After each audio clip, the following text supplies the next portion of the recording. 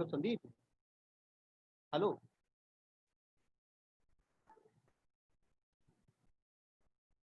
मेरी वॉइस आ रही है? Okay okay fine. Okay fine.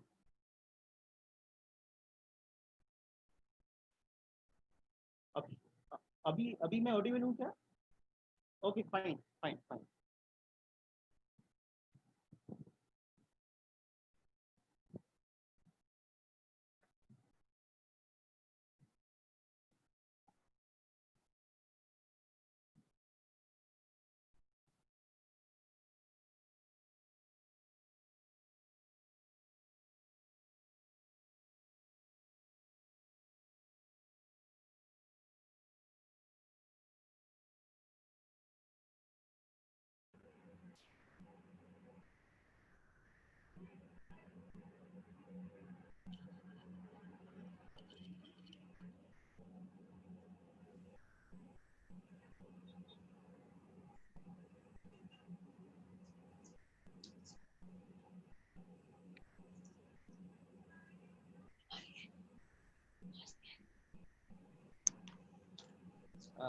Hello नमस्कार। सभी को मेरा नमस्कार। वॉइस आ रही है?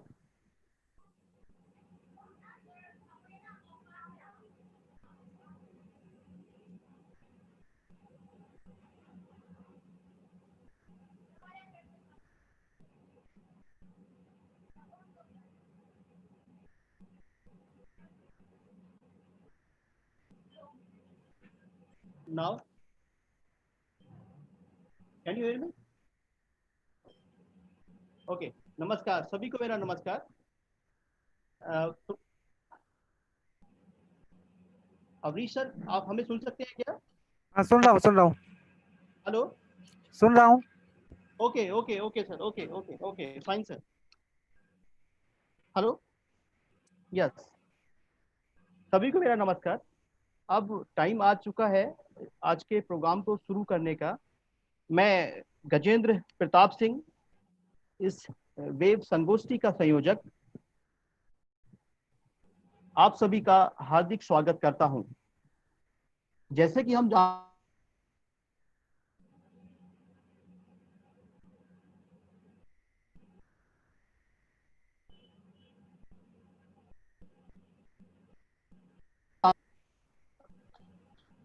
स्वस्थ और हेल्दी रहने के लिए अपनी शुभकामनाएं देता हूं। जैसे कि इस वेब गोष्ठी का शीर्षक गणित के अनुप्रयोग एवं उसके समसामयिक वैज्ञानिक तथा तकनीकी शब्दावली का हिंदी में उपयोग है। और आप सभी को विदित है कि इस संगोष्ठी में हम गणित व उसके अनुप्रयोग व उससे जुड़ी हिंदी शब्दावली के संदर्भ में व्याख्यान सुनेंगे व चर्चा करेंगे। इस संगोष्ठी के लिए हमें 1200 से ज्यादा प्रतिभागियों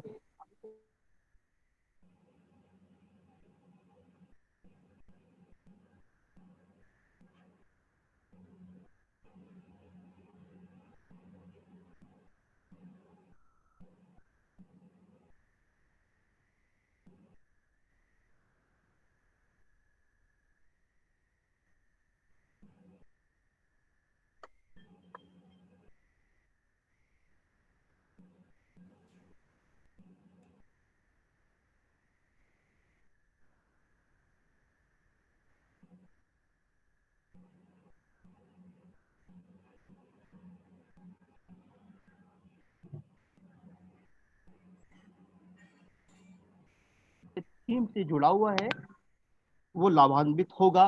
और मैं फर्दर ये भी आशा करता हूँ कि वो सब उन सब में एक नया जोश आएगा, नई एनर्जी का एक उद्गम होगा, ताकि ये जो लॉकडाउन का अभी टाइम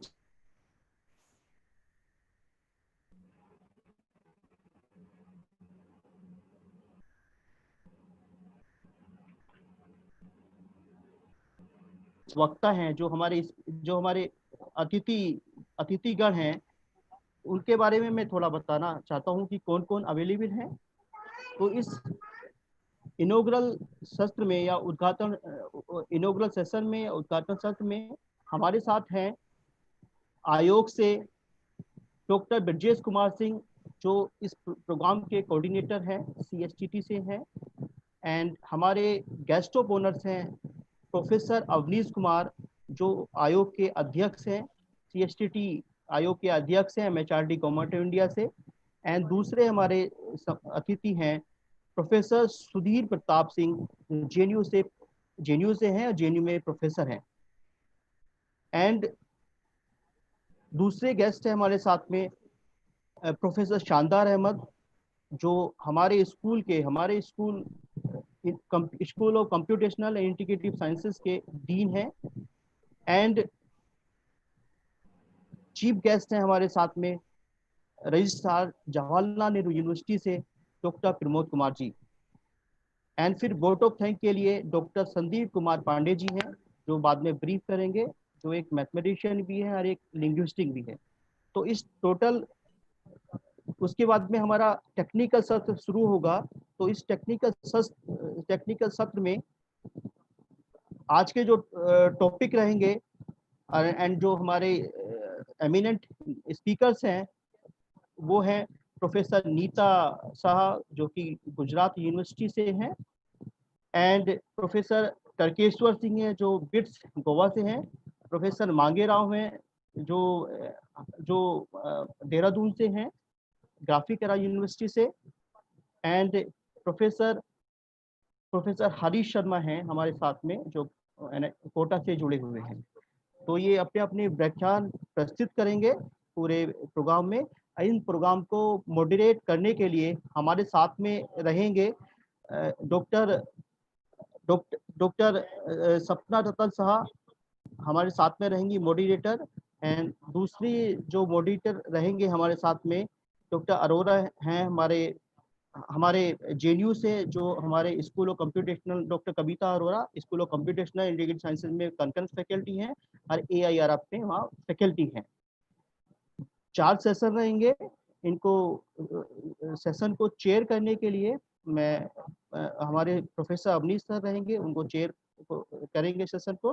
प्रोफेसर संगीता कंसल रहेंगी DTO से, जो चेयर करेगी सेशन को। एंड वन मोर प्रोफेसर हैं professor Aditya Sinha and doctor Brajesh Kumar Singh, जो CSTT से। ये 4 लोग, 4 एमिनेंट प्रोफेसर इनको चेयर करेंगे। तो इस उद्घाटन सत्र के नेक्स्ट स्टेप के लिए मैं अपने आज के जो हमारे CSTT से डॉक्टर ब्रजेश कुमार सिंह हैं, जो कि इस प्रोग्राम के कोऑर्डिनेटर हैं, CSTT से एडिशनल डायरेक्टर हैं, उनको वेलकम स्पीच के लिए आमंत्रित करता हूं। डॉक्टर एंड उनको माइक हैंड ओवर करता हूं। डॉक्टर ब्रजेश कुमार सिंह जी, आपका स्वागत है। ये अपना स्पीच दीजिए। डॉक्टर ब्रजेश कुमार जी, आप सुन पा रहे हैं हमें? अपना अनम्यूट कर दीजिए उसको।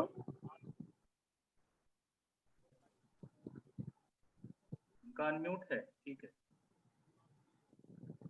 डॉक्टर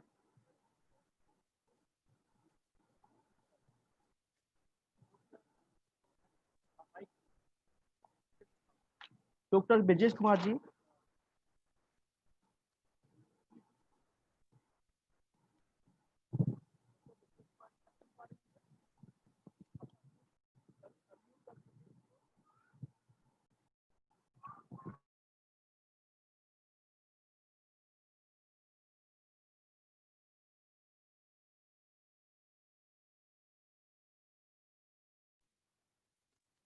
CSTT से।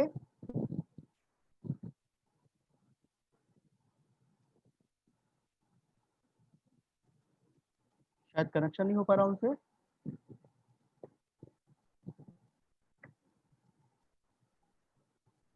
शायद उनसे कनेक्शन नहीं हो पा रहा। Hello hello hello. Okay, hello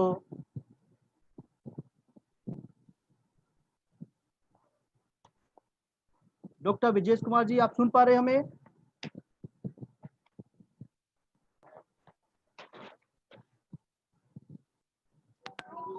okay okay. तो अब हम अपनी नेक्स्ट हमारे सम्मानित अतिथियों से मैं रिक्वेस्ट करता हूं। हेलो,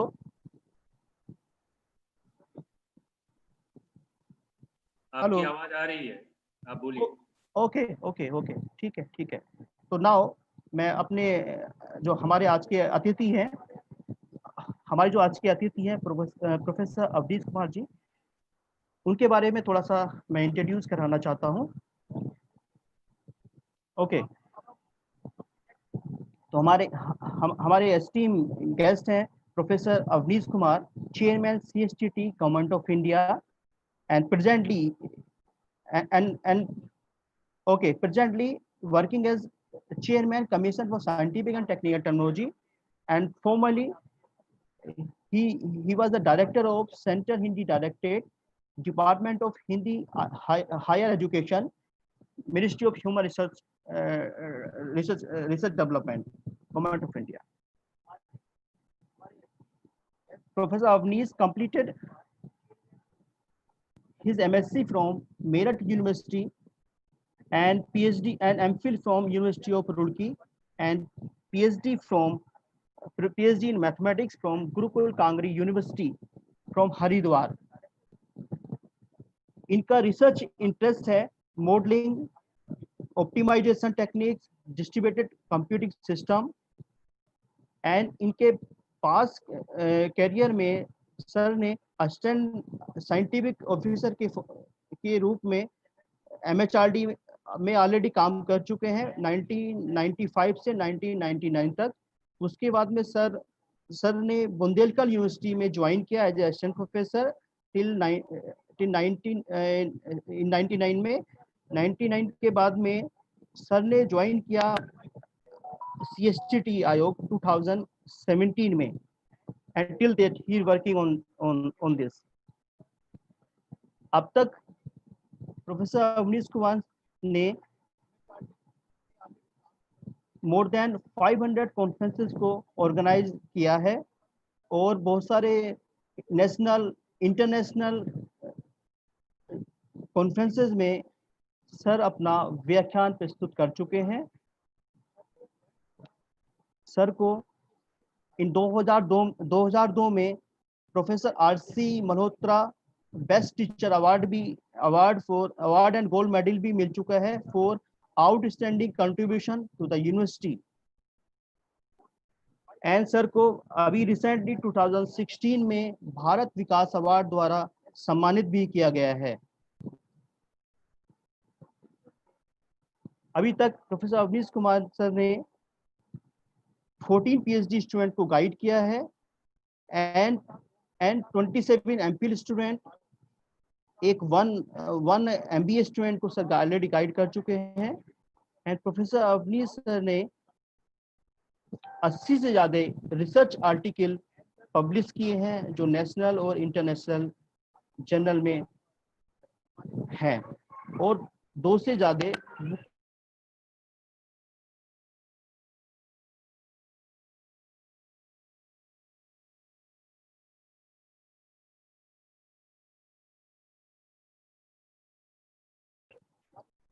मोटिवेशनल वर्ड सर अपने मोटिवेशनल वर्ड से हमें कृतज्ञ करें। Professor Avnish Kumar sir.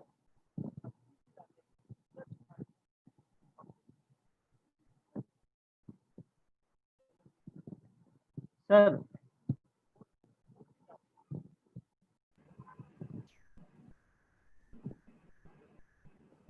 Doctor Gajendra ji, doctor BK Singh भी लाइन पे आ चुके हैं। ओके ओके सर, तो बेटर है कि आप उन्हीं से शुरुआत कराएं। Yes sir. Okay, professor Brajesh Kumar ji, आप हमें सुन सकते हैं?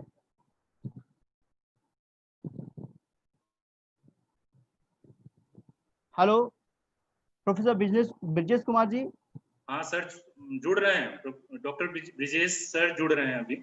ओके सेकेंड और यस सर। जी,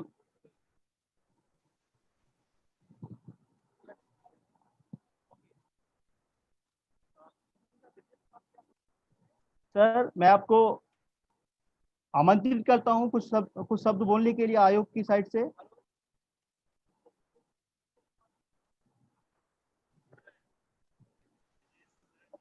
जी जी।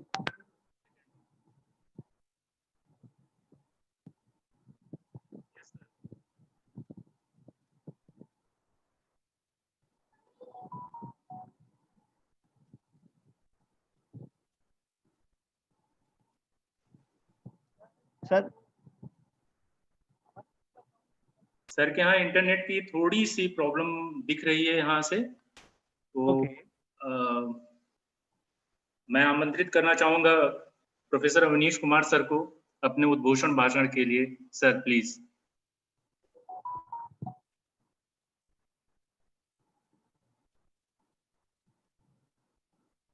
म्यूट। नमस्कार। सर्वप्रथम मैं वैज्ञानिक तकनीकी शब्दावली आयोग परिवार की ओर से इस 3 दिवसीय वेब संगोष्ठी के अवसर पर उपस्थित सभी विद्वान साथियों का और इस संगोष्ठी के में ऑनलाइन में जुड़े हुए सभी सहभागियों का हार्दिक स्वागत करता हूं, अभिनंदन करता हूं। इस संगोष्ठी में हमारे अतिथिगण professor Sudhir Pratap Singh ji CIL JNU से, professor Shandar Ahmad dean science and information science JNU, और डॉक्टर प्रमोद कुमार जी कुल सचिव जवाहरलाल नेहरू विश्वविद्यालय, और आज के हमारे resource persons professor Neeta H Shah Gujarat university, doctor Tarkeshwar Singh BIT Goa BITS Goa, and doctor Harish Sharma ji, doctor Mangeram ji, और इस वेब गोष्ठी के कन्वीनर डॉक्टर गजेंद्र प्रताप सिंह जी, डॉक्टर संदीप कुमार पांडे, और शब्दावली आयोग से मेरे सहयोगी डॉक्टर ब्रिजेश कुमार सिंह जी। और इस संगोष्ठी में जुड़े बहुत सारे हमारे शिक्षक साथी, विद्वान साथीगण, शोध छात्र और सभी साथियों, आप ठीक सुन पा रहे हैं मेरे को? Yes yes. सभी साथियों, सर्वप्रथम मैं आपका हार्दिक स्वागत अभिनंदन करता हूं, और जवाहरलाल नेहरू विश्वविद्यालय के साथ में शब्दावली आयोग की जो ये 2-3 दिवसीय वेब गोष्ठी का आयोजन किया गया है, उसका उद्देश्य है कि हमारा जो वैज्ञानिक और तकनीकी विषय हैं, और यहाँ पर मुख्यतः गणित विषय को लिया गया है, और सभी हमारे विद्वान साथी भी गणित के विभिन्न क्षेत्रों से हैं, विशेष रूप से ग्राफ थ्योरी और दूसरे अन्य क्षेत्रों से हैं, ऑप्टिमाइजेशन, मॉडलिंग। यस वी तो कैन हियर। उद्देश्य यह है कि जो हमारा ज्ञान विज्ञान है, और विशेष रूप से जो हमारा तकनीकी ज्ञान है, वो हमारा अपनी भाषाओं में उपलब्ध हो। शब्दावली आयोग जिसकी स्थापना 1961 में की गई थी, और शब्दावली आयोग अपनी यात्रा के 6 दशक 60 वर्ष पूरे करने जा रहा है, और अगले वर्ष शब्दावली आयोग अपना हीरक जयंती वर्ष मनाएगा। ऐसे अवसर पर शब्दावली आयोग ने जो वैज्ञानिक और तकनीकी शब्दों के लिए जो कार्य किया है, वो बहुत ही महत्वपूर्ण है। शब्दावली आयोग ज्ञान विज्ञान के लगभग सभी विषयों में, जिसमें विज्ञान के सभी विषय आते हैं, सामाजिक विज्ञान और मानविकी के सभी विषय आते हैं, कॉमर्स, प्रबंधन, कृषि विज्ञान, पशु चिकित्सा विज्ञान, आयुर्विज्ञान, इंजीनियरिंग और प्रौद्योगिकी, ये सभी विषय के लिए जो वैज्ञानिक और तकनीकी शब्दावली के निर्माण का कार्य है, वो शब्दावली आयोग द्वारा किया जाता है।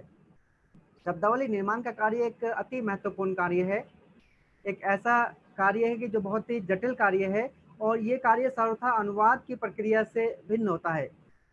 सामान्यतः हम शब्दों के लिए अनुवाद करते हैं, परंतु यहाँ पर जब हम वैज्ञानिक और तकनीकी शब्दों के हिंदी और भारतीय भाषाओं में पर्यायों का निदान करते हैं, तो वो अनुवाद से पहले की बात होती है। हम शब्दों के जो उनके संदर्भ हैं, जो उनके अर्थ हैं, जो उनकी परिभाषाएं हैं, जिस संदर्भ में शब्दों का प्रयोग हो रहा है, उस सब के अनुसार हम इन शब्दों के लिए हिंदी और भारतीय भाषाओं में उनका पर्यायों का निर्धारण करते हैं। यह एक बहुत ही महत्वपूर्ण विषय है और बहुत ही महत्वपूर्ण कार्य है, और इन 6 दशकों में शब्दावली आयोग ने लगभग 9 लाख शब्दों के लिए हिंदी और भारतीय भाषाओं में पर्याय तैयार किए गए हैं। शब्दावली बन जाने के बाद फिर शब्दावली आयोग जो इन विषयों में मुख्य शब्द होते हैं उनके लिए परिभाषा कोशों का निर्माण करता है। शब्दावली आयोग ने लगभग सभी विषयों में हिंदी और भारतीय भाषाओं में परिभाषा कोशों का भी निर्माण किया है। परिभाषा कोशों में जो हमारे शब्द होते हैं उनकी एक संक्षिप्त और प्रिसाइज परिभाषा दी जाती है और ये परिभाषा कोश भी शिक्षक वर्ग के लिए, विद्यार्थी वर्ग के लिए बहुत ही महत्वपूर्ण होते हैं, क्योंकि इसमें शब्दों की एक सरल और संक्षिप्त परिभाषा इसमें समाहित होती है। वैज्ञानिक तकनीकी शब्दावली आयोग एकमात्र ऐसी संस्था है जो कि मानक शब्दावली का निर्माण करते हैं और विशेष रूप से विज्ञान और तकनीकी के सभी विषयों में। मानक शब्दावली उद्देश्य यह है कि हमारे जब हम शब्दावली का प्रयोग करते हुए अपने शोध लेखन को हिंदी और भारतीय भाषाओं में लेके आते हैं, अपनी जो ज्ञान विज्ञान की पुस्तकें हैं, विशेष रूप से वैज्ञानिक और तकनीकी विषयों की जो पुस्तकें हैं उनको हिंदी और भारतीय भाषा में लेके आते हैं, तब ऐसे में हमें जो पुस्तकें हैं वो मानक शब्दावली का प्रयोग करते हुए एक ही समान रूप से लिखा जाए और इसी के लिए शब्दावली आयोग ने निरंतर शब्दावली का विकास, उसमें संशोधन का कार्य किया है। शब्दावली आयोग के साथ में पूरे भारतवर्ष में 22 हिंदी ग्रंथ अकेडमी और जो हमारी अन्य भारतीय भाषाएं हैं 8वीं अनुसूची में आने वाली सभी 22 भारतीय भाषाओं के लिए पुस्तक निर्माण बोर्ड, ग्रंथ अकेडमी, ये पूरे भारतवर्ष में स्थापित हैं। इन ग्रंथ अकेडमी का जो उद्देश्य है, इनका उद्देश्य है कि विश्वविद्यालय स्तरीय पुस्तकों का हिंदी और भारतीय भाषाओं में प्रकाशन किया जाए। इन 22 ग्रंथ अकेडमीज में से मैं बताना चाहूँगा कि हमारे साथ में 9 ग्रंथ अकेडमी ऐसी हैं जो कि हमारी हिंदी भाषी क्षेत्रों में है और हिंदी में पुस्तक निर्माण के लिए कटिबद्ध है और निरंतर प्रयास कर रही हैं। और जो शेष अकेडमीज हैं वो हमारी हिंदी भाषी जो प्रदेश हैं, अन्य जो भारतीय भाषाएं हैं जिसमें दक्षिण राज्यों की भाषाएं आती हैं, उत्तर पूर्वी राज्यों की भाषाएं आती हैं, मध्य भारत की भाषाएं आती हैं, उन सभी भाषाओं में पुस्तक निर्माण का कार्य करती हैं। और ये जो पुस्तक निर्माण का कार्य है ये विश्वविद्यालय स्तर के पुस्तकों के निर्माण का कार्य करती हैं। जब हम किसी भी विषय का अध्ययन करते हैं तो उस विषय का ज्ञान हमें अपनी मातृभाषा में, अपनी भाषा में भी उपलब्ध होना चाहिए, ताकि जो विषय के मूल तत्व हैं, जो विषय के कॉन्सेप्ट हैं, फंडामेंटल्स हैं, वो शिक्षक वर्ग को और विद्यार्थी वर्ग को उनकी अपनी भाषा में समझ आ सकें, ताकि जो हमारा ज्ञान विज्ञान है वो हम अपनी भाषाओं में उपलब्ध करा सकें। शब्दावली आयोग के जितने भी प्रकाशन हैं वो शब्दावली आयोग की जो पब्लिकेशन वेबसाइट है उस पब्लिकेशन वेबसाइट पर भी उपलब्ध है। शब्दावली आयोग का एक मोबाइल ऐप भी है CSTT पब्लिकेशन, उसके माध्यम से भी शब्दावली आयोग के जो प्रकाशन है उनको एक्सेस कर सकते हैं। और शब्दावली आयोग पूरे भारतवर्ष में, चाहे वो हिंदी प्रदेश हैं या हिंदी भाषी प्रदेश हैं, इन सभी प्रदेशों में निरंतर कार्यशालाएं और संगोष्ठियों का आयोजन करता है। उद्देश्य यह है कि जो हमारा ज्ञान विज्ञान है वो हमारी अपनी भाषाओं में उपलब्ध हो। शब्दावली आयोग ज्ञान विज्ञान के सभी विषयों में और 8वीं अनुसूची में आने वाली सभी 22 भारतीय भाषाओं के लिए निरंतर कार्य कर रहा है। और शब्दावली आयोग ने एक बहुत विशाल कार्य इस संबंध में किया है और शब्दावली भी तैयार है लगभग। और ऐसा नहीं है कि शब्दावली आयोग केवल जो मूल विषय हैं उन्हीं में कार्य करता है। ज्ञान विज्ञान के संबंध में, नए नए शोध के संबंध में जब भी नए नए विषय आते हैं, चाहे उसमें नैनो टेक्नोलॉजी हो, बायोटेक्नोलॉजी हो, इंफॉर्मेशन टेक्नोलॉजी हो, या अभी वर्तमान में जो ये हमारा कोरोना का काल चल रहा है और कोरोना से संबंधित भी बहुत सारी शब्दावली आई है। हालांकि शब्दावली जो वायरोलॉजी से संबंधित शब्दावली का निर्माण शब्दावली आयोग ने किया है उसमें इसके काफी शब्द मिल जाते हैं, परंतु अब प्रयास ये भी रहेगा कि कोरोना के साथ में जो नए नए शब्द आए हैं उन शब्दों को भी जो हमारी वायरोलॉजी की शब्दावली है उसमें सम्मिलित किया जाए और उनके लिए भी हिंदी और भारतीय भाषाओं में शब्दों का निर्माण किया जाए। शब्दावली आयोग जो शब्द निर्माण की प्रक्रिया को करता है वो पूर्णतः वैज्ञानिक पद्धति से करता है और इसके लिए शब्दावली आयोग ने कुछ सिद्धांतों का निर्माण भी किया है। अपने जो अगले 2 दिन में मेरा एक इसमें टेक्निकल व्याख्यान भी होगा, उस समय मैं इसके संबंध में विस्तृत रूप से चर्चा करूंगा। शब्दावली आयोग निरंतर इस दिशा में कार्य कर रहा है कि ज्ञान विज्ञान हमारी अपनी भाषाओं में उपलब्ध रहे। जैसा कि हम सभी जानते हैं, जब हम चिंतन की बात करते हैं, जब हम मौलिक शोध की बात करते हैं, जब हम किसी विषय के जो मूल है, उसके फंडामेंटल्स हैं, उसके कॉन्सेप्ट्स हैं, उनको समझने की बात करते हैं, तो निश्चित रूप से उस समय हमें वो जो कॉन्सेप्ट्स हैं, वो जो उसके मूल तत्व हैं विषय के, वो हमारी यदि अपनी भाषा में एक बार हम समझ लें, तो उसके बाद हमें बहुत आसानी होती है कि उसको फिर हम किसी भी अन्य भाषा में ग्रहण कर सकते हैं। तो जो हमारे ज्ञान विज्ञान के मूल हैं, वो हमारी अपनी भाषाओं में उपलब्ध हों। जो हमारे नागरिक हैं, उनको ज्ञान विज्ञान उनकी भाषा में मिले। जो हमारे विद्यार्थी वर्ग है, उनको ज्ञान विज्ञान उनकी भाषा में मिले। मैं तो आप यहाँ पर ये भी कहना चाहता हूँ कि जब एक शिक्षक अपने लेक्चर्स के लिए लेक्चर नोट्स तैयार करता है, क्लास में जाने से पहले उस विषय का अध्ययन करता है, उस समय शिक्षक एक साथ कई पुस्तकों को रेफर करता है। उसमें कुछ इंडियन ऑथर्स की बुक्स होती हैं, कुछ फॉरेन ऑथर्स की बुक्स होती हैं, और एक ही विषय पे अलग-अलग पुस्तकों का संग्रह लेकर वहाँ पर उन पुस्तकों को संदर्भ लेकर फिर अपने लेक्चर नोट्स और अपनी क्लास की तैयारी करता है। उसी क्रम में जब हम एक से अधिक पुस्तकों का संदर्भ ले रहे हैं, तो कुछ पुस्तकें ऐसी भी होनी चाहिए जो हमारी अपनी भाषाओं में हो। हम उन अपनी भाषाओं की पुस्तकों का भी संदर्भ लें, और जब कोई ऐसा कठिन विषय आए या कठिन टॉपिक आए, तो उसको विद्यार्थी को उसकी अपनी भाषा में बताएं।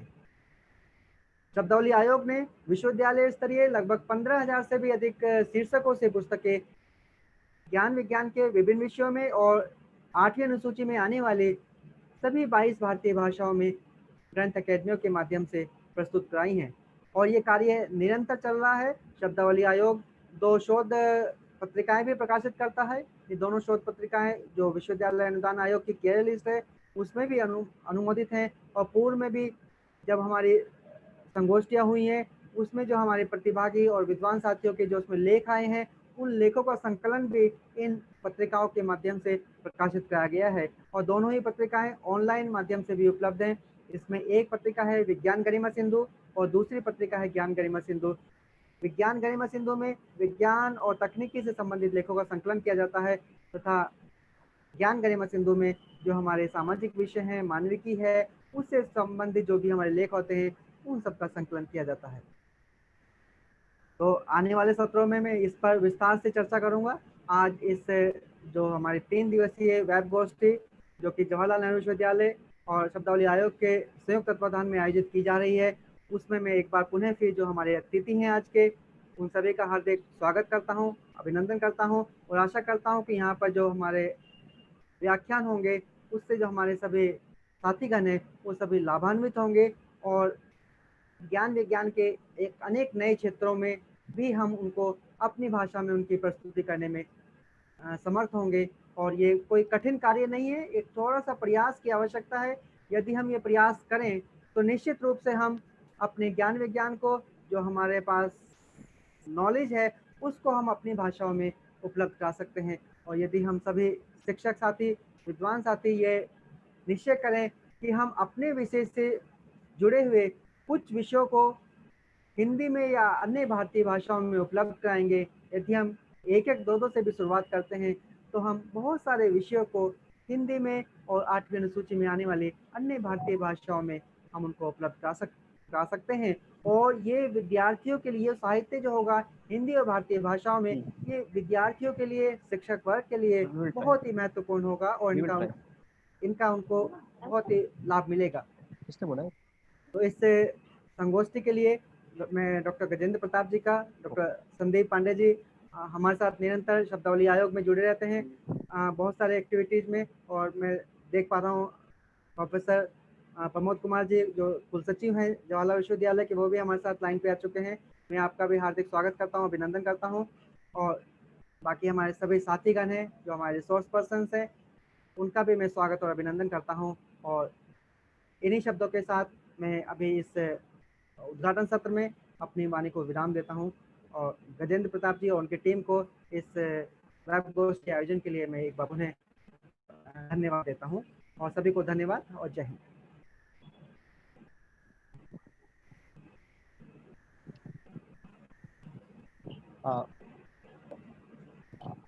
Namaskar, sir. And Namaskar and thank you, sir, for sharing such a inspirable and motivational word. तो अब इसी के कंटिन्यूअस प्रोसेस में मैं अपने नेक्स्ट एस्टीम गेस्ट को आमंत्रित करता हूं। अभी हमारे साथ में दूसरे अतिथि हैं डॉक्टर सुधीर प्रताप सिंह, जेएनयू से हैं, जेएनयू में प्रोफेसर हैं सर। एंड सर अभी currently school of language literature and culture studies में कार्यरत हैं। एंड अभी रिसेंटली सर ने जेएनयू यूनिवर्सिटी में डीन ऑफ स्टूडेंट के पद पर भी अपनी ड्यूटी ज्वाइन की है। सर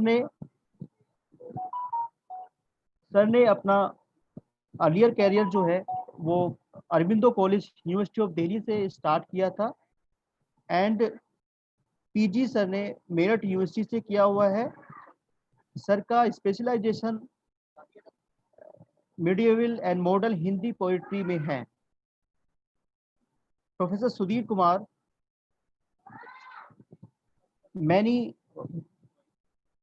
मैनी अवार्ड रिसीव कर चुके हैं, जिनमें से बहुत वेरी पॉपुलर अवार्ड जो सर ने रिसीव किया है उसका नाम है award for college teacher and lecturer.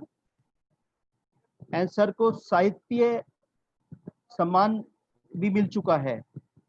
Sir बहुत सारी मीटिंग्स में और नेशनल इंटरनेशनल कमेटी में चेयर ऑफ हिंदी के पद पर भी अपॉइंटेड हो चुके हैं।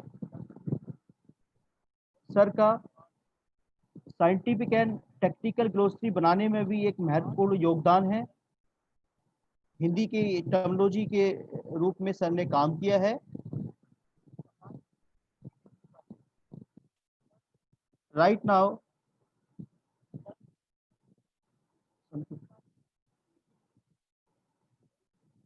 And professor Sudhir Kumar sir ने मोर देन 10 स्टूडेंट को गाइड अभी तक किया है, एंड सर ने अभी तक मोर देन 50 मीटिंग्स जो इंटरनेशनल और नेशनल लेवल की हैं उसमें अपना वक्तव्य दिया है। तो ऐसे एमिनेंट गेस्ट सर को मैं आमंत्रित करता हूं इस प्रोग्राम के बारे में अपने मोटिवेशनल वर्ड कहें। सर आप सुन पा रहे हैं प्रोफेसर सुधीर कुमार सर? सुन पा रहा हूँ। यस सर, आपका स्वागत है सर। प्लीज अपने मोटिवेशनल वर्ड से हमें कृतज्ञ कीजिए सर। ठीक है जी, धन्यवाद। नमस्कार आप सबको। आज के सत्र के मुख्य अतिथि जवाहरलाल नेहरू विश्वविद्यालय के कुल सचिव, मेरे बड़े भाई और मित्र प्रमोद कुमार, तकनीकी शब्दावली आयोग के वर्तमान अध्यक्ष प्रोफेसर अवनीश कुमार जी, विशिष्ट अतिथि प्रोफेसर शानदार अहमद जी, इस वेबिनार के आयोजक सदस्य गजेंद्र प्रताप सिंह जी, संदीप कुमार पांडे जी, और इस वेब संगोष्ठी से जुड़े हुए सारे सदस्य गण, विद्वत समाज, आप सबको मेरा नमस्कार। जवाहरलाल नेहरू विश्वविद्यालय की तरफ से आप सबका स्वागत करता हूं, और आपने मुझे इसमें आमंत्रित किया, उसके लिए आभार भी व्यक्त करता हूं। ये वेब गोष्ठी तकनीकी शब्दावली आयोग और जवाहरलाल नेहरू विश्वविद्यालय के संयुक्त तत्वाधान में 3 दिन के लिए आयोजित की गई है। इस सब में आपने अपनी उपस्थिति दर्ज कराई है, और मुझे भी आप अपने सामने कुछ वक्तव्य, कुछ बातें शेयर करने का जो मौका दिया है, इस सब के लिए आप सबका आभारी हूँ, धन्यवाद ज्ञापित करता हूँ। ये संयोग रहा है कि प्रोफेसर अवनीश जी और उससे पहले भी मैं तकनीकी शब्दावली आयोग से जुड़ा रहा हूँ। अच्छी बात है कि जो मैथ की ग्रोसरी अभी वर्तमान में है उसमें बहुत एक्टिव पार्टिसिपेशन रहा है मेरा, और पहला जो ज्ञान गरिमा सिंधु का संपादन हुआ था उसमें भी मैं एक्टिव रूप से गजेंद्र जी के साथ में था। इसलिए तकनीकी शब्दावली का क्या महत्व है, उसकी उपयोगिता क्या है, उसके निर्माण की समस्याएं क्या हैं और आने वाले दिनों में उसकी संभावनाएं और चुनौतियां क्या हैं, इससे मैं व्यक्तिगत तौर पर भली भांति से परिचित हूँ। साइंस विज्ञान के तमाम शब्दावलियों का हिंदी में रूप से प्रयोग में लाना, उसके लिए बेहतर शब्द का सुझाव देना, इन सब के लिए जो महती भूमिका तकनीकी शब्दावली आयोग निभा रहा है बहुत सराहनीय है, स्वागत योग्य है।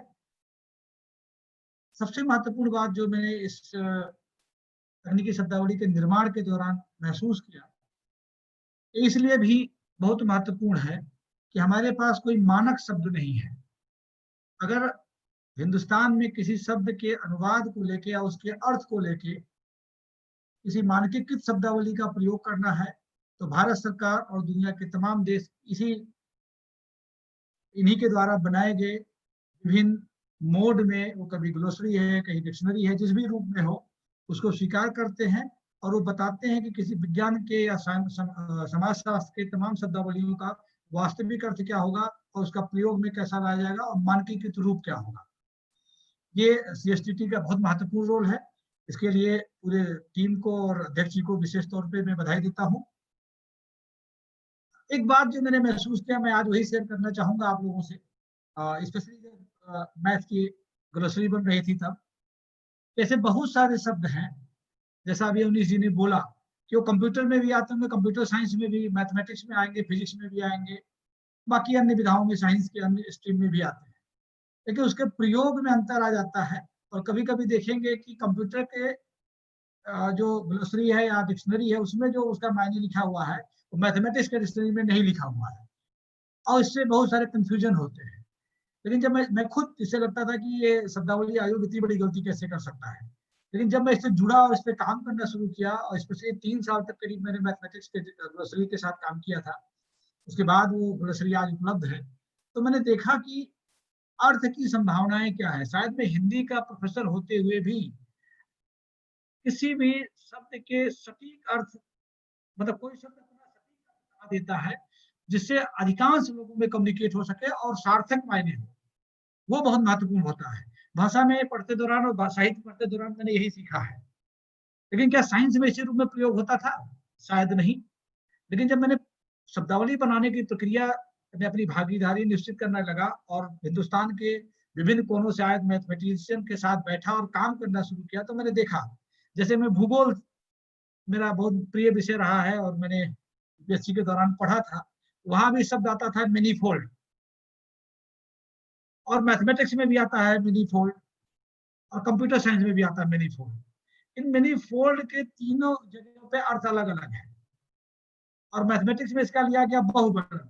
बहुबलन क्यों लिया गया, इसके पीछे का तर्क कितना रहा है, वो जो तमाम मैथमेटिशियंस है उनके साथ बात करने समझ में आता है। इसी तरह से एक शब्द है डेटा या डाटा जो भी बोलते हैं, उसका 5-6 अर्थ डिक्शनरी में दिया हुआ है मैथमेटिक्स में, जिसमें न्यास है, आंकड़ा है। लेकिन जब आप पढ़ने लगिए तो क्या आंकड़ा ही शब्द सही है? न्यास की देने की जरूरत क्या थी? प्रदत्त देने की जरूरत क्या थी? ये तब समझ में आता है कि डाटा केवल एक आंकड़ा नहीं है। जैसे किसी भी फोटोग्राफ में कितने पिक्सल हैं ये डेटा है, लेकिन आंकड़ा नहीं है। इसी तरह से किसी भी रंग में कॉम्बिनेशन बनाने के दौरान कौन कौन सा डेटा प्रयोग हुआ है ये हमें तब समझ में आता है जब हम कंप्यूटर साइंस में जाए। तो किसी भी शब्दावली के कितने अर्थ हैं और कहाँ कहाँ प्रयोग होता है, उसकी अर्थवत्ता क्या है, ये उस समय में समझ में आया, और उस डिक्शनरी की उपयोगिता भी। एक और शब्द के साथ मैं बात करना चाहूंगा, एक है सिमिलरिटी। अधिकांश हम लिटरेचर वाले उसका सामान्य अर्थ लेते हैं कि जहाँ समानता हो, लेकिन जब मैं मैथमेटिक्स में आया तो देखा कि समान तो बहुत कुछ हो सकता है। तो सिमिलरिटी का अर्थ हुआ विचित्रता, और इसको लेके मुझे लगता है कि हिंदुस्तान के कई मैथमेटिशियन से मतलब मेरी चर्चा हुई और समझ में आया कि विचित्रता क्यों, कि एक रूप होते हुए भी अलग है वो, और वो अपने आप में विचित्र है। विचित्र अगर हिंदी में साहित्यिक शब्दावली में प्रयोग कीजिए तो नेगेटिव शब्द है, नकारात्मक भाव रखता है, विचित्रता। लेकिन यही विचित्रता मैथमेटिक्स में सकारात्मक भाव रखता है और उसके पर्टिकुलर का जो पर्टिकुलर है उसके पर्टिकुलर को भी ध्यान दिलाता है कि क्या है। ये मुझे मैथमेटिक्स के ग्लोसरी बनाने के दौरान महसूस हुई। इसीलिए किसी शब्दावली की क्या महत्ता है उसका अनुवाद नहीं है, जैसा अभी अवनीश जी ने बताया कि वो किसी भी शब्द का ट्रांसलेशन नहीं है बल्कि उसका अनुप्रयोग है। सीएसटीटी उस अनुप्रयोग को बताता है, ये बहुत महत्वपूर्ण उसकी ग्लोसरी का है। और इसी का जो विषय आज का है कि गणित के अनुप्रयोग, उसके समसामयिक वैज्ञानिक तकनीकी शब्दावली का हिंदी में उपयोग, इसमें मैंने बातचीत किया। और गणित का अनुप्रयोग अगर देखें तो अप्रत्यक्ष रूप से अनजाने में हमारे जीवन में गणित का रोज प्रयोग हो रहा है और हमको पता ही नहीं है। जैसे मैं अभी वेबिनार में बैठा हुआ हूँ और इस वेबिनार को इस रूप में घटित होने के लिए हमें आपको एक दूसरे को देख पाने के लिए जिस बाइनरी फ्रीक्वेंसी का उपयोग होता है वो किस मेगापिक्सल पे कितने पे प्रयोग होगा जिससे हम आपको दिखे और आपको सुन पाए, उस बाइनरी फ्रीक्वेंसी का सार्थक उपयोग हमें सामने को दिखाई दे रहा है और मैथमेटिकल डेटा है, अब मैथमेटिकल एनालिसिस भी है, ये हमको पता ही नहीं है। जब हम कंप्यूटर में बोलते हैं तो उसके अलग प्रयोग बताते हैं, लेकिन जब मैथमेटिक्स में आते हैं तो देखते हैं कि बाइनरी फ्रीक्वेंसी का प्रयोग क्या है, वो बिल्कुल बाकायदे साबित होता है। डेटा कम्युनिकेशन कैसे होगा, मैथमेटिक्स इसके लिए बेहतर काम करता है, वो हमारा जीवन का रोजमर्रा की जिंदगी है। इसी तरह से मान लीजिए कि हम पत्थर उछालते हैं और हम ऊपर नीचे आ जाता है और हम बोलते हैं कि ग्रेविटी का काम है, लेकिन सिर्फ ग्रेविटी है क्या? अगर पत्थर के सबसे हाईएस्ट पीक पे जाने को हमको कैलकुलेट करना हो या जानने की जरूरत हो कि हमारी ताकत क्या, स्ट्रेंथ क्या है हमारे जीवन में, और हमको एग्जैक्टली निशाना लगाना है, तो वहां मैथमेटिक्स का उपयोग है।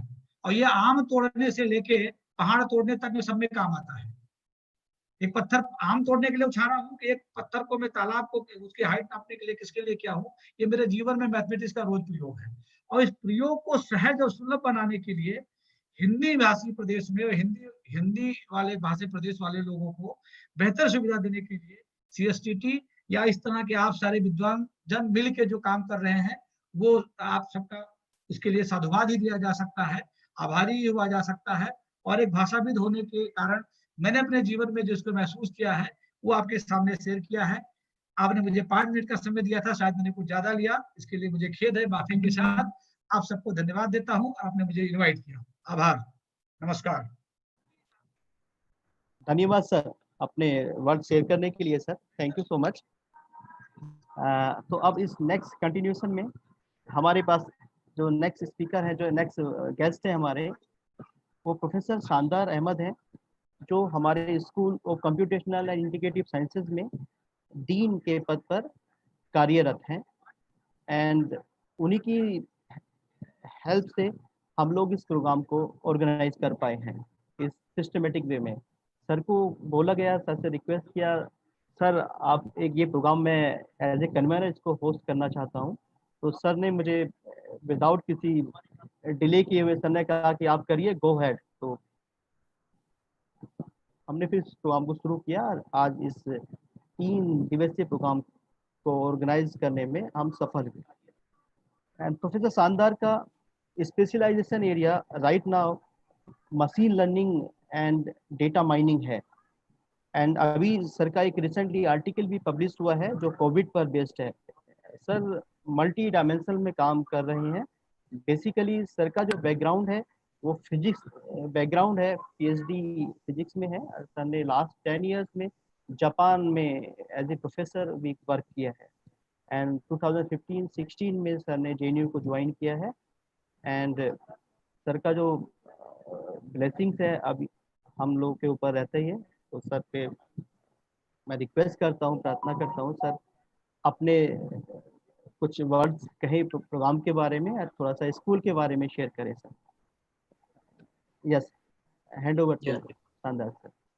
या थैंक यू गजेंद्र। एंड बड़े हर्ष और उल्लास के साथ मैं इसमें भाग ले रहा हूँ। इसके लिए मुझे क्षमा कीजिएगा, मेरी हिंदी बहुत अच्छी नहीं है, शायद मेरी कोई भी भाषा अच्छी नहीं है, लेकिन मैं थोड़ा कोशिश करूँगा कि हिंदी में बोलूँ ताकि इसकी मौके की गरिमा को मैं रख सकूँ।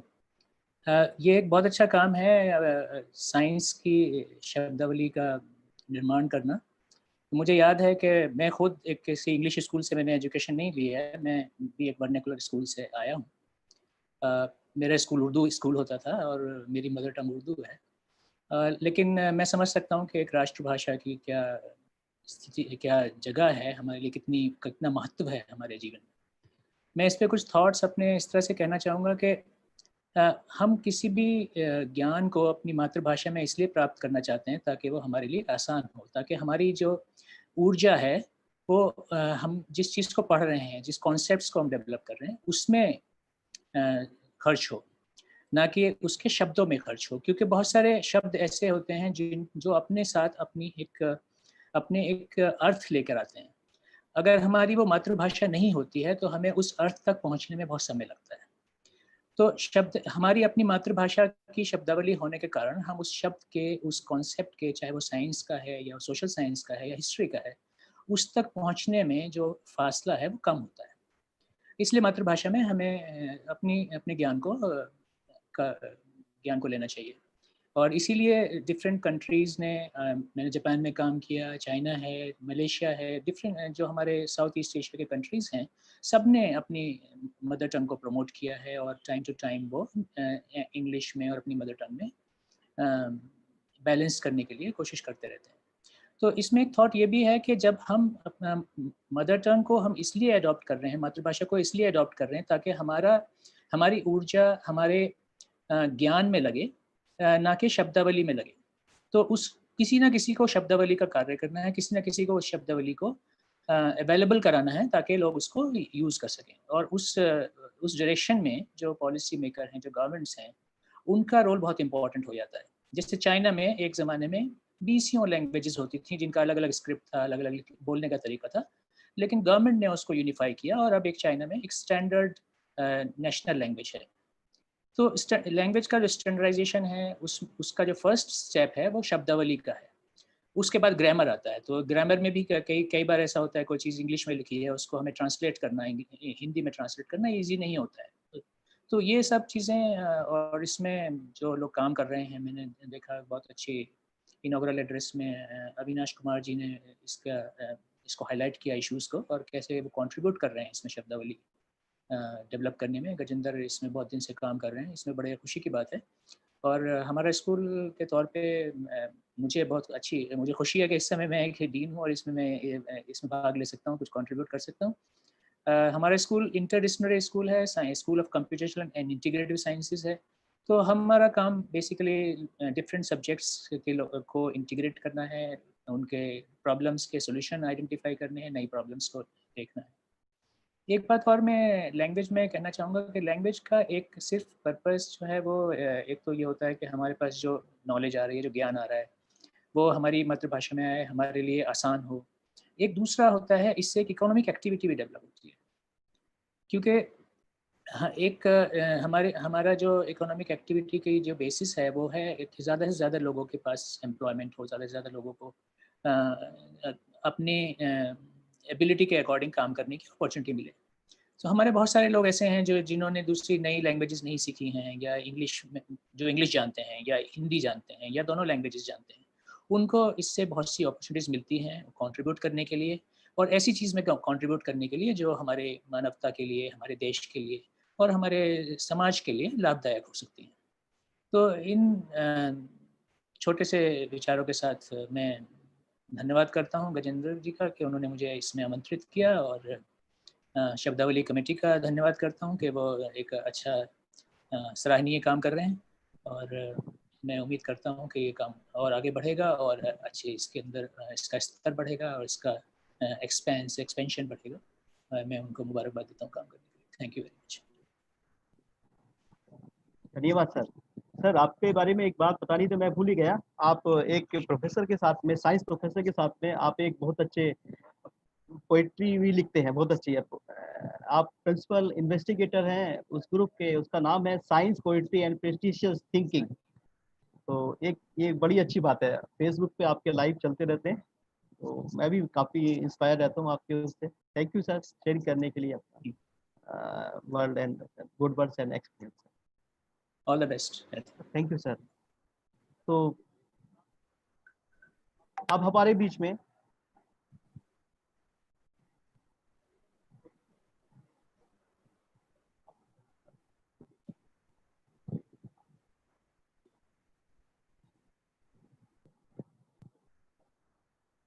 Okay,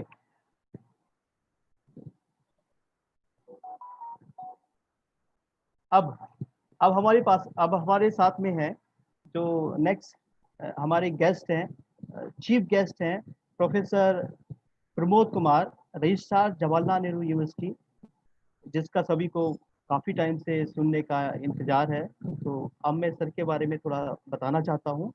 doctor Pramod Kumar sir ने अपना एमफिल और पीएचडी की पढ़ाई जेएनयू से की है एंड इनका शोध कार्य पर्यावरण विज्ञान से संबंधित है। प्रोफेसर कुमार 1993 से 1995 तक सर ने केंद्रीय प्रदूषण नियंत्रण बोर्ड में आरए के तौर पर काम किया है। 1995 से सर अरबिंदो महाविद्यालय में केमिस्ट्री डिपार्टमेंट में एसोसिएट प्रोफेसर थे। वर्तमान में जैसे कि मैं बता ही चुका हूँ सर, जेएनयू में कुल सचिव की भूमिका में एक महत्वपूर्ण काम कर रहे हैं एंड आपके बहुत सारे कई रिसर्च आर्टिकल राष्ट्रीय और अंतर्राष्ट्रीय ख्याति प्राप्त जर्नल में प्रकाशित हो चुके हैं। तो अब मैं टाइम को वेस्ट ना करते हुए प्रोफेसर प्रमोद कुमार सर को आमंत्रित करता हूँ, सर अपने वर्ड कुछ यहाँ शेयर करें जिससे हमारे पार्टिसिपेंट हम लोग मोटिवेट हो। Professor Pramod Kumar sir.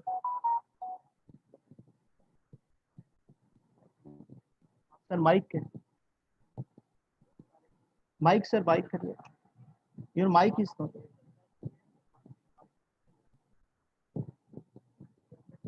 Sir mike करिए सर, माइक।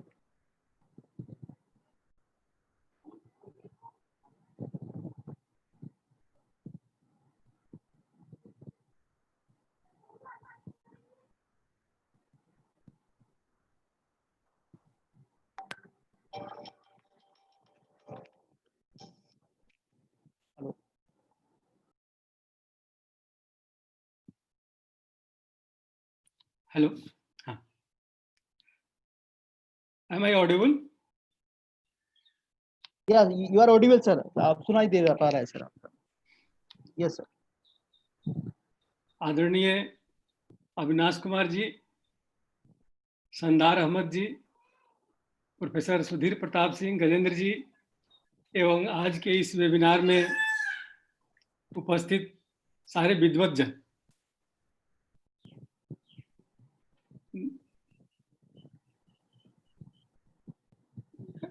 CSTT इस तरीके के सेमिनार का आयोजन करते रहता है और मुझे भी उन सेमिनार्स में हिस्सा लेने का अवसर पहले भी प्राप्त हुआ है और आपने मुझे इस वेबिनार के लिए भी बुलाया, इसके लिए मैं आपका आभारी हूँ, आपका शुक्रगुजार हूँ।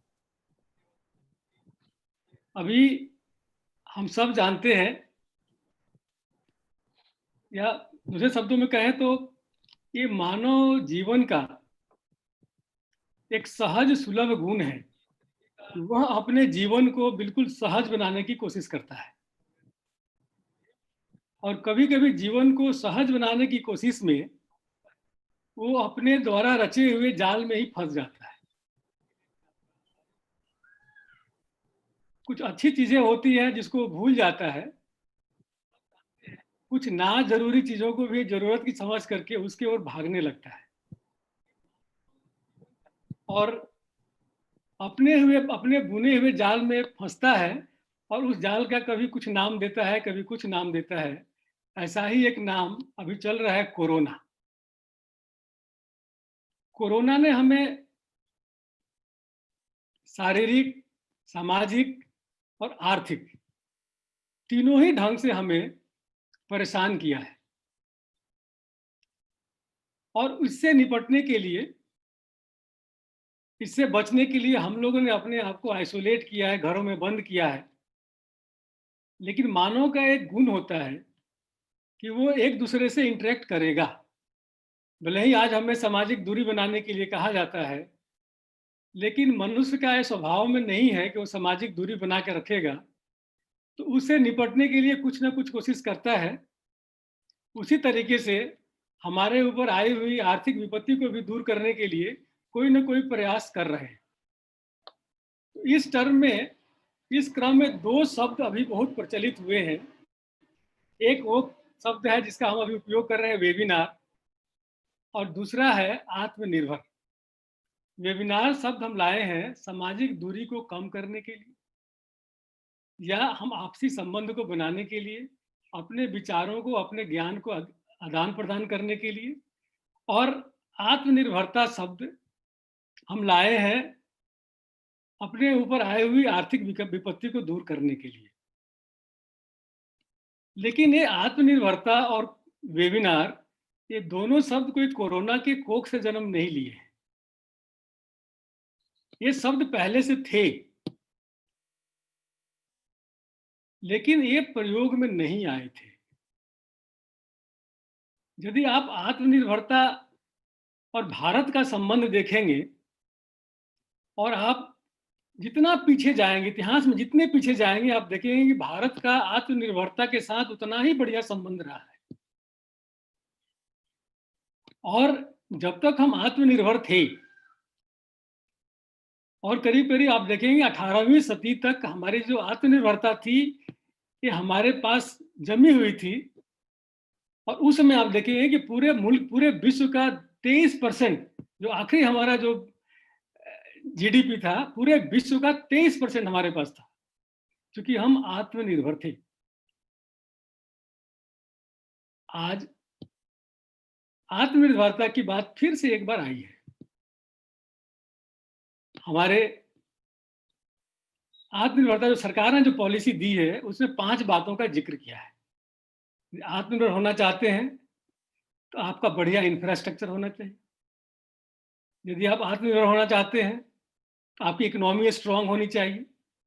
यदि आप आत्मनिर्भर होना चाहते हैं तो आपकी डेमोग्राफी वाइब्रेंट होनी चाहिए। आपके जो डिमांड्स हैं वो कंटिन्यूअस होने चाहिए। ऐसे करके 5 बातें बताई गई है। लेकिन जब आप मूल को तलाशेंगे तो आप देखेंगे कि कोई भी मुल्क आत्मनिर्भर तभी हो सकता है जब उसकी अपनी भाषा हो। यदि आपकी अपनी भाषा नहीं है, यदि आप दूसरे के भाषा के भरोसे शब्द सीखते हैं, तो आप आत्मनिर्भर नहीं हो सकते। भारत आत्मनिर्भर था, 18वीं सदी तक भारत आत्मनिर्भर था। जैसे जैसे भारत की भाषाओं के ऊपर दूसरी भाषाओं का आक्रमण हुआ, हम दूसरी के भाषाओं के सहारे चलने लगे, हमारी आत्मनिर्भरता खत्म होती गई। हम इकोनॉमिकली, सोशली, साइंटिफिकली इमैच्योर होते गए। जैसे संदार जी ने बताया था अपने उद्बोधन के शुरुआत में कि मैं एक सामान्य वर्नाकुलर सिस्टम से पढ़ के आया हूँ। मैंने भी जो अपनी पढ़ाई की है वो बिल्कुल ग्रामीण व्यवस्था में पढ़ाई की है। एक छोटा सा उदाहरण दूंगा। जब हम क्लास 2-3 में पढ़ते थे तो हमें संयुक्त भिन्न पढ़ाया जाता था, या जिसको आप मिश्रित भिन्न बोलते हैं, उसकी पढ़ाई होती थी। और उसमें यही बोला था, संयुक्त भिन्न का मतलब हुआ 5 पूर्णांक 3/5।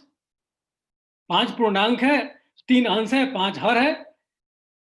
यदि अंश की वैल्यू निकालनी है, यदि संख्या की वैल्यू निकालनी है कि कौन सी संख्या है, तो आप हर मल्टीप्लाई कीजिए पूर्णांक से, जो अंश है उसको जोड़ दीजिए, न्यूमरेटर निकल जाएगा। ये हम क्लास 2 में पढ़ते थे। लेकिन अभी कुछ दिनों पहले, कोई 3-4 साल पहले, मैं अपने बेटे को पढ़ा रहा था जो क्लास 10 में था। तो वहां एक इक्वेशन पढ़ाना था उसको, यूक्लिड लेमा, ये class 10 chapter 1 theorem 1.1। Euclid lemma कहता है कि if you want to get the value of numerator, then multiply the division with the quotient and add the remainder. जो हमने क्लास 2 में पढ़ा था वही चीज क्लास 10 में बच्चा पढ़ रहा है, उसको समझ में नहीं आ रहा, क्योंकि उसका एक अंग्रेजी नाम दिया हुआ है। भारत, सुधीर प्रताप ने भी अपने व्याख्यान में बताया था कि गणित जो है, गणित आम आदमी की भाषा है, आम आदमी का विषय है। गणित में कोई विद्वान हो सकता है, गणित का कोई पंडित हो सकता है, लेकिन गणित से अनभिज्ञ कोई नहीं हो सकता। आपको ऐसा कोई व्यक्ति नहीं मिलेगा जो बोलेगा मुझे गणित नहीं आती है। यदि आपने 1 2 3 गिनती सीख लिया तो आपको गणित आती है। तो गणित में कोई भी अनभिज्ञ नहीं होता है, गणित में कोई निरक्षर नहीं होता है। गणित के मामले में गणित में कोई विद्वान हो सकता है। इसलिए गणित की पढ़ाई यदि हमारी भाषा में ही हो तो हमें समझ में आती है। यदि हम गणित में उपयोग होने वाली टर्मिनोलॉजी का हम इस्तेमाल करें तो हम सामान्य टर्मिनोलॉजी का इस्तेमाल करें जो हमारे आम भाषा में इस्तेमाल होता है तो हम उसे आसानी से समझ सकते हैं। उदाहरण दूंगा, हमारे यहाँ लोगों के नाम, लड़कियों के नाम खास करके आपको रेखा, बिंदु, जया ये सब मिलते हैं। यदि कोई बच्चा रेखा को ज्यामिति में पढ़ा है, बिंदु को ज्यामिति में पढ़ा है, जया को ज्यामिति में पढ़ा है, और वो किसी बिंदु को देखता है, किसी लड़की को मोटी हो गई है तो कमेंट करता है नाम तुम्हारा बिंदु है तो मोटी कैसे हो गई।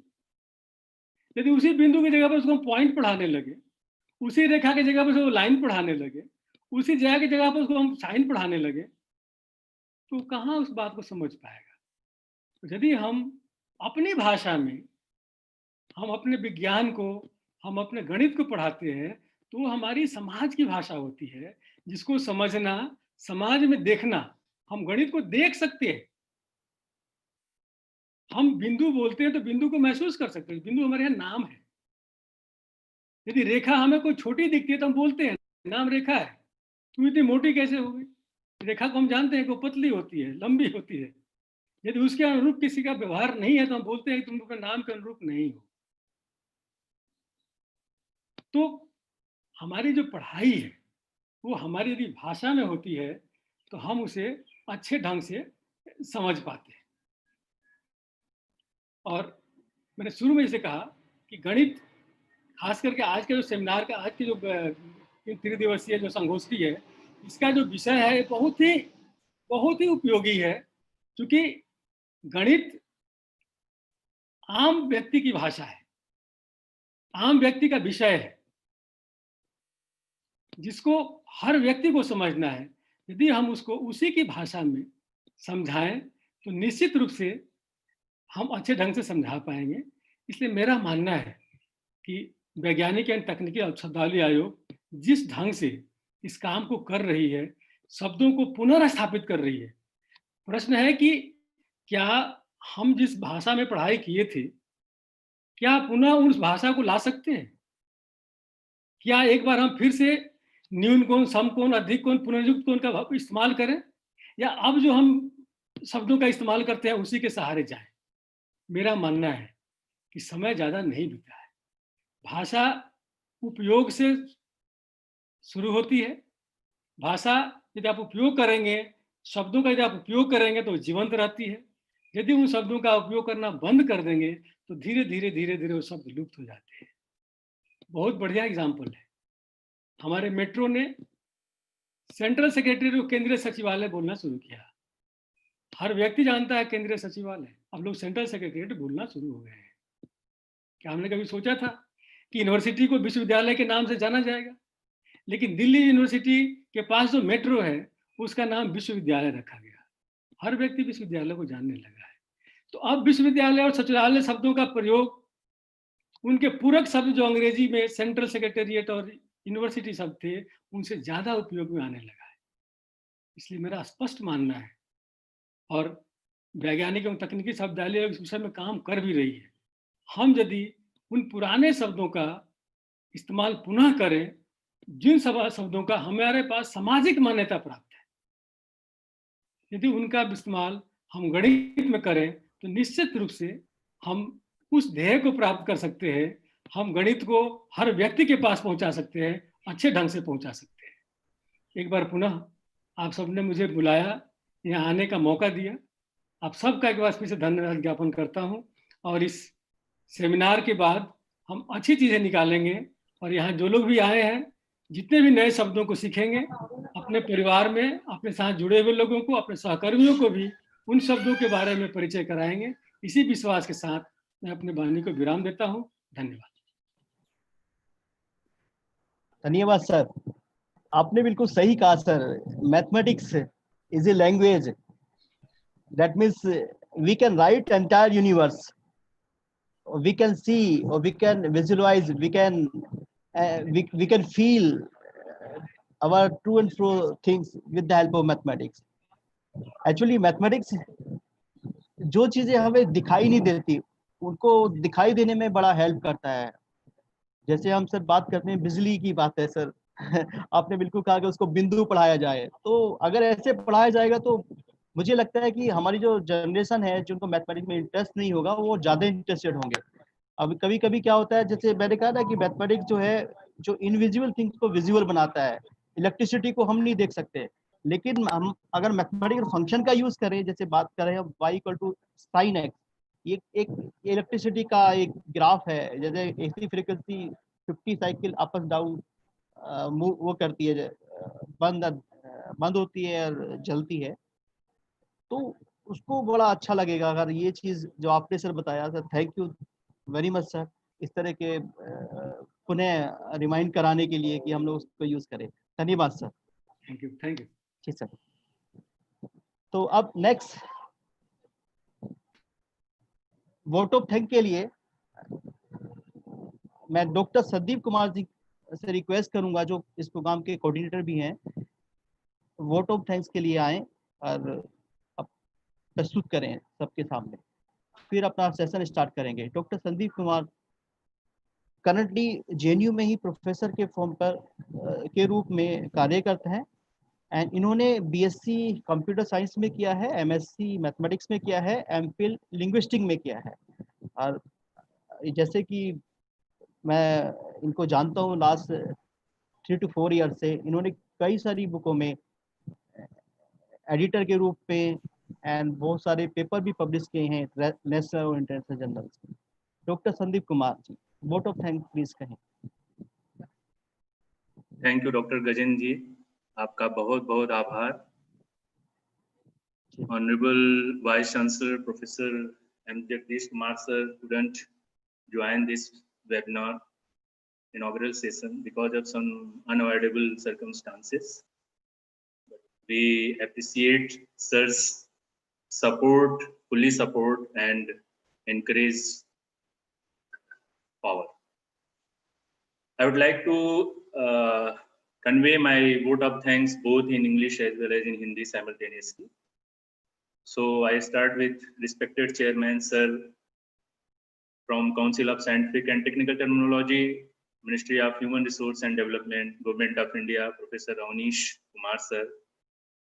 Respected our Dean, School of Computational and Integrated Sciences, distinguished and most valued invited guests, colleagues, friends and students. सम्मानित अध्यक्ष, वैज्ञानिक और तकनीकी शब्दावली आयोग, भारत सरकार, प्रोफेसर अवनीश कुमार सर, हमारे सम्मानित dean professor Shandar Ahmad sir SCIS के,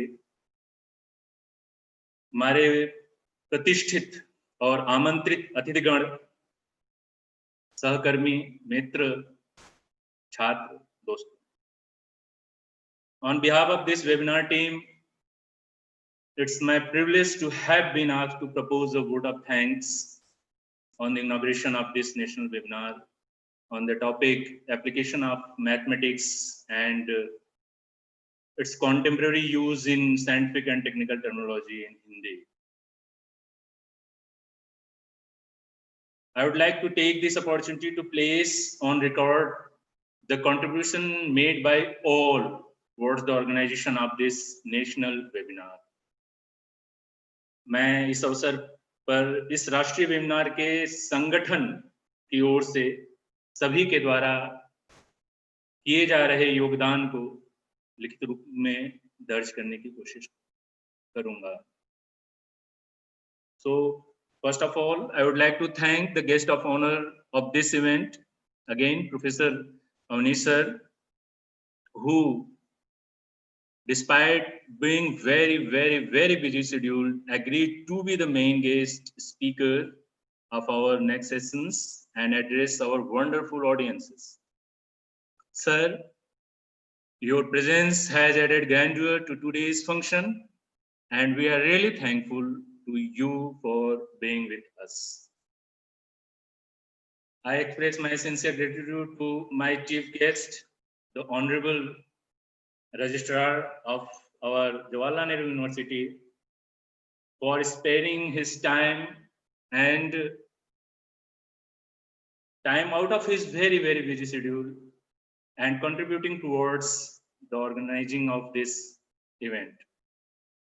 We are very grateful to you, sir, not only for your gracious presence and encouraging speech about the philosophy, about the knowledge system of Indian mathematical era.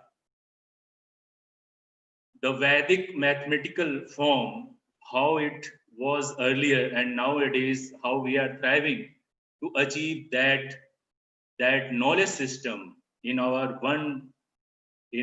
oneself, in our ordinary day-to-day life. So for that, you have expressed, you have made us to think why it is Bindu, why it is Rekha, why it is so. Because that is not only the nomenclature of any person. There is a philosophy behind that particular thing. Thank you, sir. Sir, your presence has added grandeur to today's function, and we are very thankful to you.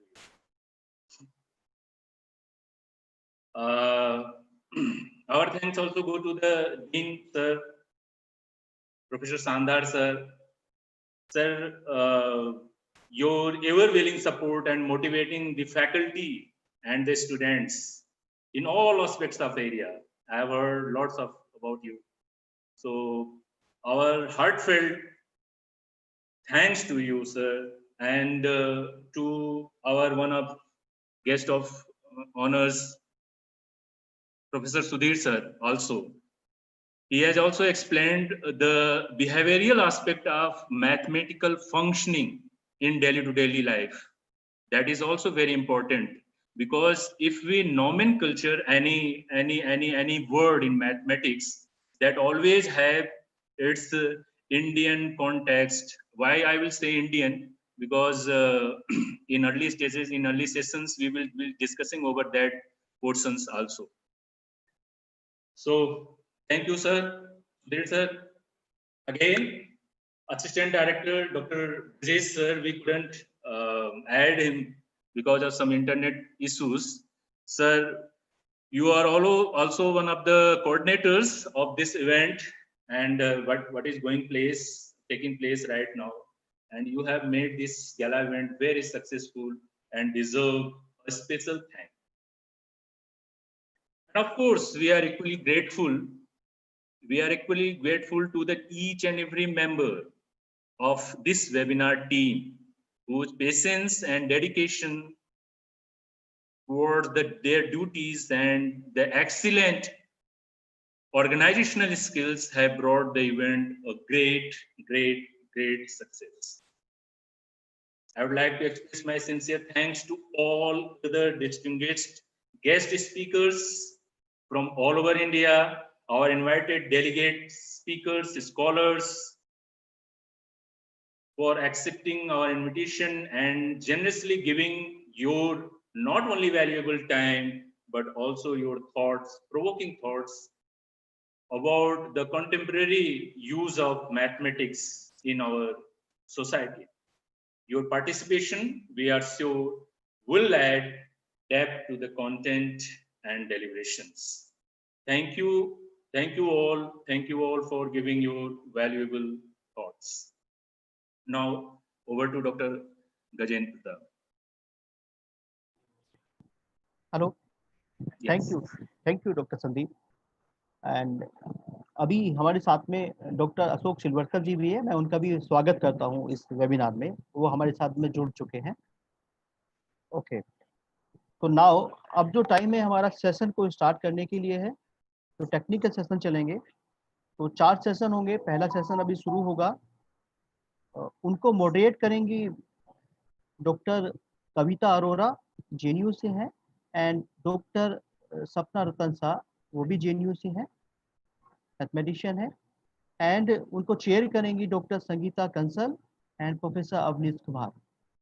And speaker रहेंगे हमारे साथ में professor Neeta H Shah, and next speaker रहेंगे professor Tarkeshwar Singh. तो मैं अब इस सत्र को आगे बढ़ाने के लिए, इनॉग्रल सेशन से आगे बढ़ाने के लिए डॉक्टर कविता अरोरा, डॉक्टर सपना रतन शाह को आमंत्रित करता हूँ। डॉक्टर सपना and doctor Arora, please. Good afternoon, everyone. Am I audible? Yes, you are audible. Okay. So I welcome you all to this webinar. My name is Dr. Sapna Ratan Shah. I am one of the convener of this webinar and a faculty member of SCIS JNU. Thank you for attending this webinar. We will try to make this webinar experience informative and beneficial to all of you. Now we are going to start the session 1. For that, I would like to introduce to chair the session, Professor Avnish Kumar sir and Professor Sangeeta Kansal ma'am. And today's speaker is Professor Sangeeta Kansal. So for introduction of Professor Avnish Kumar sir, he's Chairman, Commission for Scientific and Technological Terminology, Minister of Human Resource Development, Department of Higher Education, Government of India, New Delhi. He has received MSc degree in mathematics from Meerut University and MPhil degree in mathematics from IIT Roorkee. And he has received PhD in mathematics from Gurukul Katangari Haridwar University. His research interests are modeling, optimization techniques, and distributed computing systems. He has joined as Assistant Scientific Officer in Commission for Scientific and Technological Terminology, Minister of Human Resource Development, Department of Higher Education, Government of India in 1995. Presently, he is a professor of mathematics in Bundelkhand University, Jhansi. He has received various awards. Institute of Self-Reliance, Bhubaneswar awarded him with the award of Bharat Vikas Award in appreciation of dedicated service in 2016. Bundelkhand University, Jhansi awarded him with the award Professor R.C. Mehrotra Best Teacher and Gold Medal for the outstanding contribution to the university services during the year 1999 to 2000. And the third award, University of Roorkee awarded him with the University Medal for standing first and first class in MPhil in mathematics. He has published about 80 research papers in national and international research in the journals. He has supervised 14 PhD students and 27 MPhil students. He is member of various societies. And the second eminent renowned person to chair this session is Professor Sangeeta Kansal. She is from Delhi Technological University. She has received MSc degree in mathematics from Indian Institute of Technology, Kanpur, and PhD in mathematics from IIT Kanpur. Her research interests are graph theory and patterns. She has published more than 60 research papers in national and international journals. She has supervised 4 PhD students, and she is member of various societies. So these are the two eminent professors. They will chair the session 1. And today's speaker is Professor Neeta Hasmukh Shah. Presently, she is professor and head of the department in mathematics in Gujarat University, India. She has received PhD in statistics from Gujarat University. Her research interests are inventory modeling in supply chain, robotic modeling, mathematical modeling for infectious disease, image processing, dynamical systems, and its applications, etc. He has guided 28 PhD students, 15 MPhil students till date, and she has published 13 monogram textbooks and 475 peer-reviewed research papers in national and international journals. She has received Best PhD Guided Award in 2019 and Best Paper Award from Gujarat Science in 2020. So the talk of the today is title is Positive Impact of Lockdown due to the COVID-19 on pollution. So with that, I request all you to give your full attention to Professor Neeta Hasmukh Shah and help me in inviting her on the screen. So ma'am, please, Professor Neeta Hasmukh Shah. Yeah, I hand over to Professor Neeta Hasmukh Shah.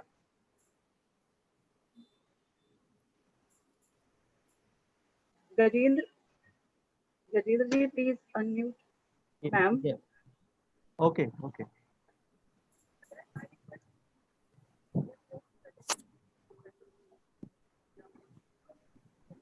You are already unmuted.